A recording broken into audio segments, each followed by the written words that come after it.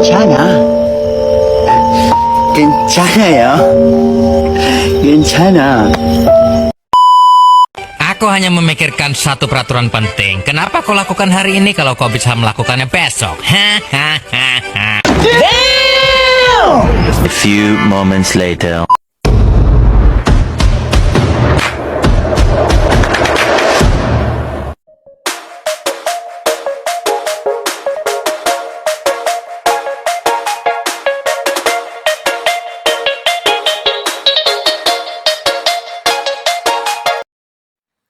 Assalamualaikum warahmatullahi wabarakatuh. Saya Nining Nurcahyani, mahasiswa semester 3 kelas B Prodi Hukum Tata Negara Fakultas Syariah UIN Raden Intan Lampung. Pada video kali ini saya akan membahas materi tentang perkawinan, yaitu salah satu subtopik mata kuliah Fikih Munakahat yang diampu oleh Bapak Herpin Yoki Pradikta MHI. Baiklah, langsung saja kita ke materi, yaitu pengertian pernikahan. Nikah merupakan perjanjian hukum atau akad untuk memperbolehkan seorang laki-laki memanfaatkan seorang wanita untuk menikmati kenikmatan yang awal mulanya merupakan perbuatan yang diharamkan, menjadi dihalalkan dengan telah mengutarakan akad yang benar. Menurut Muhammad Abu Isyarah, nikah adalah akad yang memberikan faedah hukum kebolehan untuk mengadakan hubungan suami istri antara seorang pria dan seorang wanita, serta mengadakan tolong-menolong dan memberikan hak-hak dan kewajiban antara mereka. Komplikasi hukum Islam.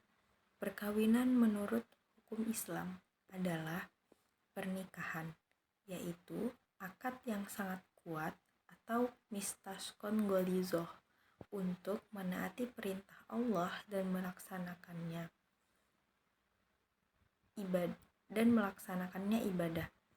Undang-Undang Nomor 1 Tahun 1974 Pasal 1. Perkawinan merupakan ikatan lahir dan batin antara seorang wanita dan seorang pria sebagai suami istri dengan tujuan membentuk keluarga atau rumah tangga yang bahagia dan kekal berdasarkan ketuhanan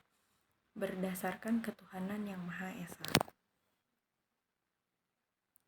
Dasar hukumnya yaitu firman Allah Subhanahu wa Ta'ala dalam Quran surat Al-Adiyat ayat 49 yang berbunyi, Bismillahirrahmanirrahim, wa min kulli syai'in khalaqna zawjaini la'allakum tadzakarun, yang artinya, dan segala sesuatu kami ciptakan berpasang-pasangan supaya kamu mengingat kebesaran Allah Subhanahu wa Ta'ala.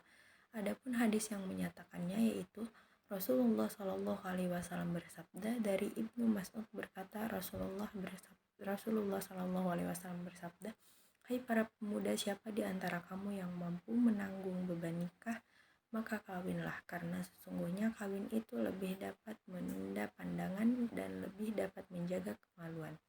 Dan siapa yang tidak mampu, maka hendaknya ia berpuasa, karena sesungguhnya berpuasa itu baginya menjadi pengekang syahwat. Hadis riwayat Jamaah. Rukun dan syarat nikah. Rukun dan syarat nikah yaitu rukun nikah yang pertama yaitu mempelai laki-laki, yang kedua yaitu mempelai perempuan, yang ketiga yaitu wali, yang keempat yaitu dua orang saksi laki-laki, yang kelima yaitu ijab dan qabul.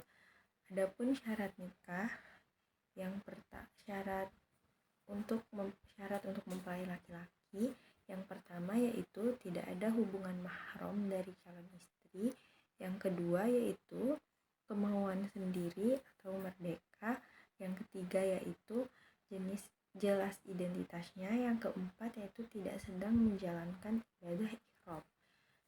Sedangkan syarat untuk mempelai perempuan yaitu yang pertama tidak ada halangan syar'i, yang kedua yaitu tidak berstatus suami yang masih sah, yang ketiga yaitu tidak ada hubungan mahram, yang keempat yaitu tidak dalam keadaan iddah, yang kelima kemauan sendiri. Yang keenam, jelas identitasnya. Yang ketujuh, tidak sedang menjalankan ibadah ihram. Sedangkan syarat untuk walinya, yang pertama itu laki-laki, yang kedua balik, yang ketiga sehat akal, dalam artian tidak gila atau yang sebagainya, yang keempat yaitu tidak dipaksa, yang kelima yaitu adil, yang keenam tidak sedang ibadah ihram.